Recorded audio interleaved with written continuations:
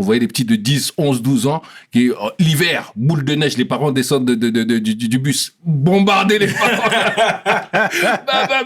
Ce vaisseau. Ou même, nous on est là, il y a les CRS en face, hein, et les petits là-bas, ils sont en train de goumer. Donc les CRS, au lieu d'aller séparer les petits, etc., ils attendent. Ils voient les petits goumer, et dès qu'il y en a un KO, là ils viennent, ils soulèvent le petit KO. Donc ils s'en foutent même du goumer. Donc, c'était le premier truc qui nous a envoyé vers la culture américaine, c'était le basket. On s'est pris pour des Curry, les Harlem Globetrotters, etc. Donc c'est pour ça que quand le rap, tout ça est arrivé, c'était normal pour nous. À quel moment, pareil, vous avez décidé d'appeler des managers, Kenzie, Bouboule? Comment vous avez eu cette vision-là? C'est simple, Kenzie, Bouboule, et il y avait d'autres, hein, il y avait Hervé, il y avait d'autres Babkal, il y avait d'autres personnes. Quand on se retrouvait, par exemple, il y avait soirée, il n'y avait pas beaucoup de trucs hip-hop. Donc on savait qu'il y avait des Américains qui venaient, une journée graffiti, rap. À l'époque même, il y avait Rap Sonic, c'était même pas Raga Sonic, Rap Sonic qui rappait là, truc à Marne-la-Vallée. On dit, comment on va faire?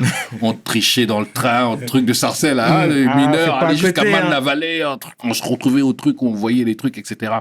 Et donc, on se bougeait par nous-mêmes, mais souvent, dans ce truc-là, on voyait que nos grands, que ce soit Kenzie, Bouboule et les autres, ils étaient dans leur coin, une fois, deux fois, trois fois. Et ils avaient toujours un œil sur nous, même s'ils disaient rien, le respect, bien sûr. Tout ça.